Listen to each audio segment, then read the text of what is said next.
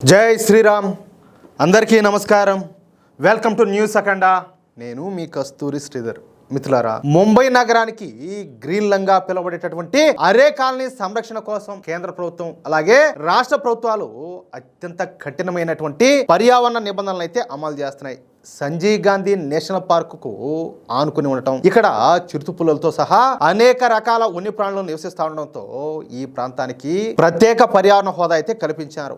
నగరంలో కాలుష్యం పెరిగిపోవడంతో కేంద్ర అలాగే రాష్ట్ర ప్రభుత్వాలు ఈ నిర్ణయాన్ని అయితే తీసుకున్నాయి. కేంద్ర పర్యావరణ మంత్రిత్వ శాఖ అరే కాలనీలోని మెజార్టీ ప్రాంతాన్ని ఎకో సెన్సిటివ్ జోన్ గా గుర్తించింది. దీని ప్రకారం ఈ జోన్ పరిధిలో ఎలాంటి భారీ వాణిజ్య నిర్మాణాలకు అలాగే మైనింగ్ కు గనుల తవ్వకానికి ఎట్టి పరిస్థితుల్లో అనుమతి అనేది ఉండదు.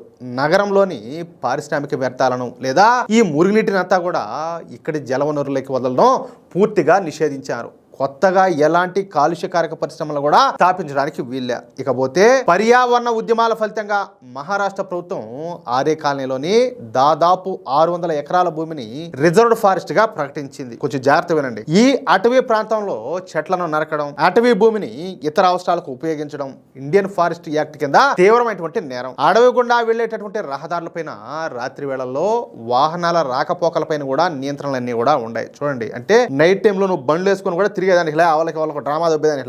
ఇక మన మహారాష్ట్ర బీజేపీ ప్రభుత్వం ఆరే మిల్క్ కాలనీలోని మిగిలినటువంటి భూభాగాలను కూడా కలుపుకుని యావత్ ఆరే ప్రాంతాన్ని గ్రీన్ జోన్ గా మారుస్తూ నోటిఫికేషన్ అయితే ఇచ్చింది. ఇది development control promotions and regulations ప్రకారం ముంబై నగరంలోనే అత్యున్నత స్థాయి పర్యావరణ రక్షణ లభించేటటువంటి జోన్. ప్రభుత్వ అథారిటీల అలాగే పర్యావరణ కమిటీల ప్రత్యేక అనుమతులు లేనిదే ఇక్కడ ఎలాంటి చిన్న మార్పులు కూడా చేయడానికి ఎంత మాత్రం కూడా వీల్లే. అంతేకాకుండా ఈ ఆరే ప్రాంతంలో ముంబై మెట్రో రైల్ కార్పొరేషన్ లేదా మరే ఇతర సంస్థ అయినా సరే కోర్టు అనుమతించేటువంటి సంఖ్య కంటే ఒక చెట్టు అదనంగా నరికిన భారీ జరిమానాలు కూడా విధిస్తారు. స్థానిక ట్రీ అథారిటీ అనుమతి లేకుండా ఈ ఆరే పరిధిలో పాత చెట్లను తొలగించడం చట్ట విరుద్ధం. ఈ ఆరే కాలనీలో కొత్తగా మురికివాడలు, తాత్కాలిక షెడ్లు లేదా మతపరమైనటువంటి కట్టడాల వంటి ఎలాంటి ఆక్రమణలు నిర్మించడం కూడా నిషేధమే. అయితే ఇక్కడ కొన్ని శతాబ్దాలుగా నివసిస్తున్నటువంటి 27 గిరిజన పల్లెల ప్రజలకు ఫారెస్ట్ రైట్స్ యాక్ట్ కింద సాంప్రదాయ హక్కులను అయితే రక్షించారు. వాళ్ళు తమ జీవనోపాధి కోసం ఈ అటవీ ఉత్పత్తుల పైన ఆధారపడవచ్చు. ఇక ల్యాండ్ జిహాద్ విషయానికి వద్దాం.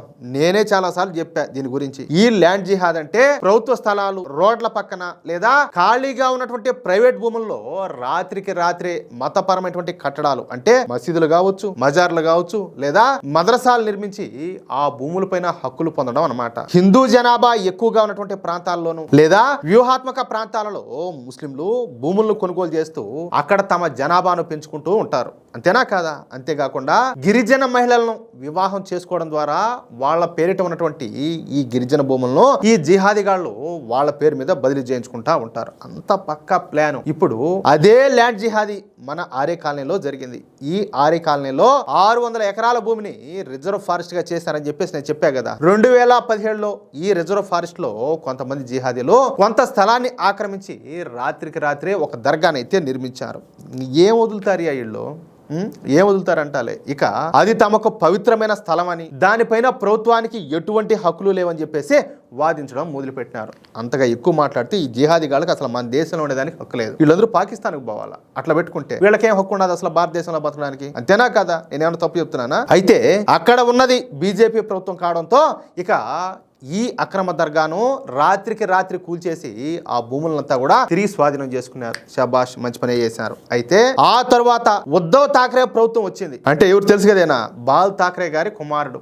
అదేందో చెప్తారు పెద్దవాళ్ళు సామెత, పులి కడుపున అదేందో పుట్టిందని చెప్పేసి ఇడు పంది పుట్టెట్టున్నాడు, ఇడు పంది ముండా కొడుకు. అంతే ఈ జిహాదీగాళ్ళు మళ్ళా ఈసారి కూడా ఆ రిజర్వ్ ఫారెస్ట్ లోని 2 ఎకరాల స్థలాన్ని ఆక్రమించుకొని అక్కడ ఒక పెద్ద మసీదు నిర్మించారు. ఎవరు అండ చూసుకొని? ఈ ఉద్ధవ్ ఠాక్రే అండ చూసుకొని. బాల్ ఠాక్రే గారి పానతో అంటే మెట్టు తీసుకొని మూతి పళ్ళు రాలకూడదు వీడికి, పోరంబోహ ముండా కొడక, ఇంతకు ఎవరు పుట్టినవారు నువ్వు అనేసి. అంతేకాకుండా అక్కడ ఉన్నటువంటి గిరిజనులను మత మార్పిళ్లకు గురి చేస్తున్నారు. రోజుకో సెంటు భూమిని ఆక్రమించుకుంటూ ల్యాండ్ జిహాద్కు పాల్పడుతున్నారు. అయితే భారతీయ జనతా పార్టీ మహారాష్ట్రలో అధికారంలోకి వచ్చిన తర్వాత ఈ విషయం మన బీజేపీ ప్రభుత్వం దృష్టికి అయితే వచ్చింది. అంతే, ముంబైలోని ప్రముఖ గ్రీన్ జోన్ అయినటువంటి ఈ ఆర్ఏ కాలనీలో ప్రభుత్వ భూమిని ఆక్రమించి నిర్మించారనేటువంటి ఆరోపణలతో హజ్రత్ సయ్యద్ పీర్ బాబా దర్గాను అధికారులు మొన్న మంగళవారం ఉదయం బుల్డోజర్లతో కూల్చిపారదొబ్బినారు. ఆర్ఏ పోలీస్ స్టేషన్ కు కేవలం 400 మీటర్ల దూరంలో ఉన్నటువంటి ఈ నిర్మాణాన్ని తొలగించేటటువంటి సమయంలో ఎలాంటి శాంతి భద్రతల సమస్యలు తలెత్తకుండా వందలాది మంది పోలీసులు అలాగే అల్లర్ల నియంత్రణ దళాలను రంగంలోకి దింపినారు. డిప్యూటీ పోలీస్ కమిషనర్ అయినటువంటి గజానన్ రాజమని తెలిపినటువంటి వివరాల ప్రకారం ఈ దర్గా పూర్తిగా ప్రభుత్వ డైరీ డెవలప్మెంట్ ప్రాజెక్ట్ భూమిపైన అక్రమంగా నిర్మించారంట. ఈ నిర్మాణం యొక్క చట్టబద్ధతను నిరూపించేటటువంటి పత్రాలను సమర్పించాలని చెప్పేసి దర్గాను నిర్వహిస్తున్నటువంటి ట్రస్ట్ కు అధికారులు ముందుగానే నోటీసులు ఇచ్చారు. వీళ్ళకి విషయం అంతా తెలుసు, ఏది వీళ్ళు కబ్జా చేశారని చెప్పేసి. అయినా కూడా సరే, మీరు ఇదే కబ్జా చేశారు, కట్టారు కదా, బానే ఉంది, మీ దగ్గర ఏముండే డాక్యుమెంట్స్ అని చెప్పేసి అడిగినారు. దానికి సంబంధించి నోటీసులు కూడా ఇచ్చారు. ఏమున్నాయి వాళ్ళ దగ్గర బొచ్చు చూపించడానికి? ఏం లేవు కదా. ఆ టైం ముగిసినప్పటికీ, అంటే వీళ్ళు ఒక డెడ్ లైన్ ఇచ్చుంటారు టైమింగ్, ఆ టైం ముగిసినప్పటికీ ఆ ట్రస్ట్ కు సంబంధించిన వాళ్ళు ఎలాంటి ఆధారాలు చూపకపోవడంతో దానిని అక్రమ నిర్మాణంగా నిర్ధారించి కూల్చివేత పనులు అయితే చేపట్టినారు.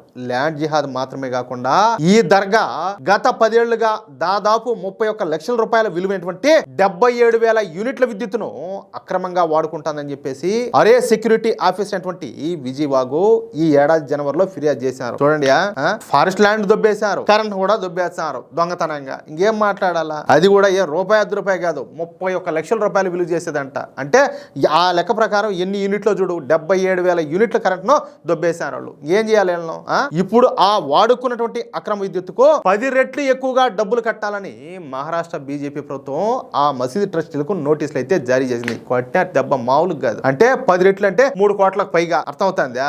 ఏం ఇబ్బంది ఏమలే, వాళ్ళకి వెనక నుండి సపోర్ట్ చేసే వాళ్ళు చాలా మంది ఉంటారు. ఇస్తారు, వీళ్ళు ఎత్తుకొచ్చి కడతారు, వీళ్ళకి అట్నే కావాలా, లేదంటే వాళ్ళ ఆస్తులను స్వాధీనం చేసుకుంటామని హెచ్చరికలు అయితే జారీ చేశారు. ముందు జాగ్రత్తగా ఆరే కాలనీ పరిధిలోని అంతర్గత రహదారులన్నీ కూడా మూసేసి ప్రజలు ఎక్కడా కూడా గుమికూడకుండా ఆంక్షలన్నీ కూడా విధించారు. ప్రస్తుతం ఆ ప్రాంతంలో పరిస్థితి అంతా కూడా అదుపులోనే ఉందని, ఎలాంటి అవాంఛనీయ సంఘటనలు జరగకుండా పర్యవేక్షిస్తున్నామని ముంబై పోలీసులు స్పష్టం చేశారు. అది విషయం అయితే భారతీయ జనతా పార్టీ ఏ రాష్ట్రంలో అయినా అధికారంలో ఉండాలి అంటే ఎట్టుంటదంటే దాని ఫలితం ఎట్టే ఉంటది. ఒకవేళ భారతీయ జనతా పార్టీ ఆ రాష్ట్రంలో అధికారంలో లేదు అంటే ఎట్టుంటదంటే ఉద్ధవ్ ఠాక్రే ఉన్నప్పుడు ఏం జరిగింది ఆ విధంగా ఉంటది. మీరు కూడా ఒకసారి ఆలోచన చేయండి, మీరున్నటువంటి రాష్ట్రంలో భారతీయ జనతా పార్టీ అధికారంలోకి రావాలనా లేదా అనేది.